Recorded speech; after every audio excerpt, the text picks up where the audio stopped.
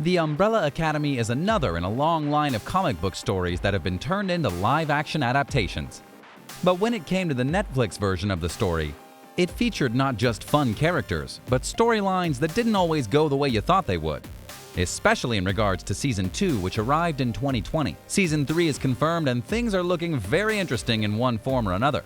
So much so that you might not know what to expect. So allow us to show you 6 things you didn't know about Umbrella Academy Season 3. Be sure to like the video and subscribe to the channel. Number 6. The Sparrow Academy. Easily the biggest twist about Season 2 of the Umbrella Academy is that of the Hargreaves coming home to a non-destroyed world and finding out that they changed the timeline in a big way. Not only is their father still alive, but they were never brought together by him to form the Academy at all. Rather, he made the Sparrow Academy, a direct reference to the comics that are still coming out. But who are these new kids who are playing them? Thankfully, we have some answers for that via recent casting reveals. Like the Umbrella Academy, the Sparrow Academy involves 7 members, each of whom is given a number to designate their favor with Sir Reginald Hargreaves, Colm Feore. Although Ben is involved in the group, he's not number 1. That designation belongs to Marcus, Justin Cornwell, described as a charming, chiseled colossus who oozes confidence and leadership without ever having to raise his voice. In other words, he sounds like everything the Umbrella Academy's number 1 Luther, Tom Hopper, wishes he could be. Ben is number 2, but this isn't the nice boy we know and love who sacrificed his spectral form to save Vanya, Elliot Page, at the end of Season 2. This version of Ben is a Machiavellian tactician who is determined to gain his status as the leader at all costs. It's not clear if he still has the monster within power that we saw in the previous seasons, but it's likely. Brittany Oldford plays Faye, Sparrow number 3, who sees the world in a special way and comes across as a misanthrope but wishes that she had a friend, which might make her someone who wants to learn more about the original Hargreaves family. Jake Epstein is Alfonso, Sparrow number 4, who bears some similarity to Diego, David Castaneda, in that years of crime fighting have left his face and body with countless visual reminders of his battles. Alfonso makes up for his battle scars with a caustic and biting sense of humor and kicking back with pizza and beer. Sparrow number 5, Sloan, will be played by Genesis Rodriguez. Sloan is a romantic and a dreamer who feels a higher cosmic calling. Does that mean that he has some connection to Hargreaves' background as an alien, glimpsed briefly in flashback at the end of Season 1? We'll have to wait and see if Sloan ever acts on her grand plans or remains tethered to the Sparrow Academy. Fresh off her memoir, No One Asked for This, Cassie David will play Sparrow number 6, Jamie, described as a loner hidden under a hoodie, whose only friend is Alfonso. It sounds like Jamie's powers involve a fear-inducing snarl that would make anyone who sees it run across the street, which makes for an interesting dynamic within the family, no doubt. Rounding up the Sparrow Academy is number 7, Christopher. Christopher is a floating telekinetic cube. No actor is listed for Christopher, so he may not have a voice, but he's apparently treated by the other Sparrows just like any of their siblings and acts as an oracle who dispenses incredible advice. The cube is also a reference to the comics, and it'll be interesting to see the personality of said cube and how it plays into the grander scheme of things. So as you can see, the Sparrow Academy more than matches up to the Umbrella Academy in terms of powers and personalities.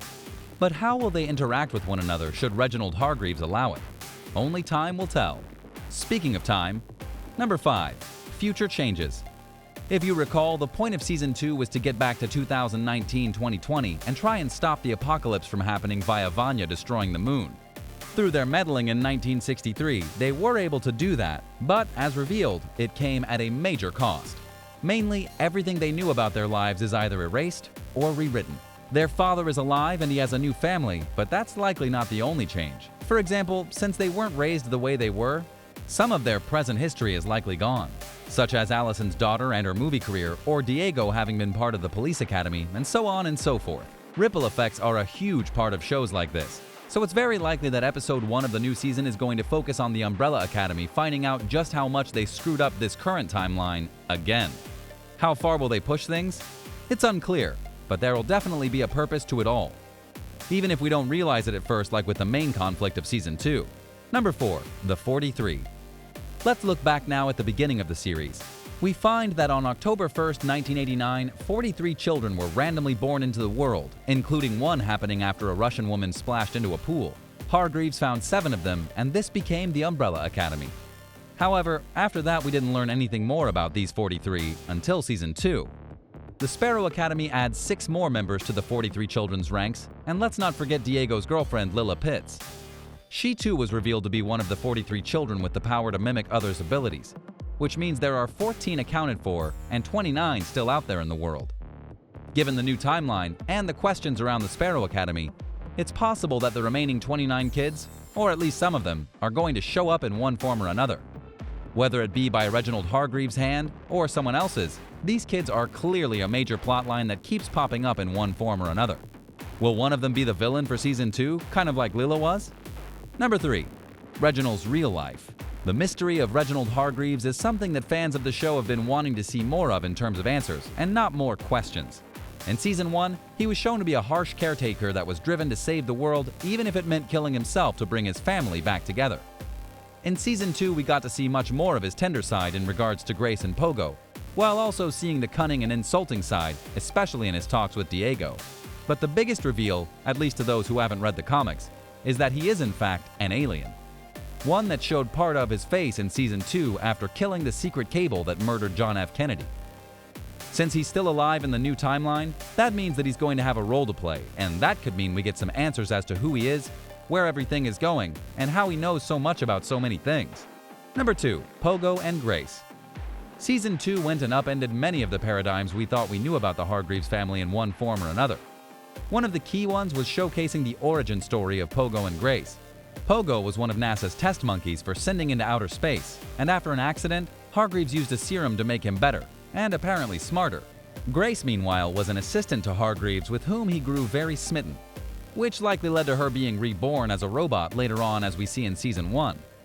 However, thanks to the Academy's meddling, Grace left Hargreaves before Season 2 ended, and Pogo wasn't shown in the ending of the season.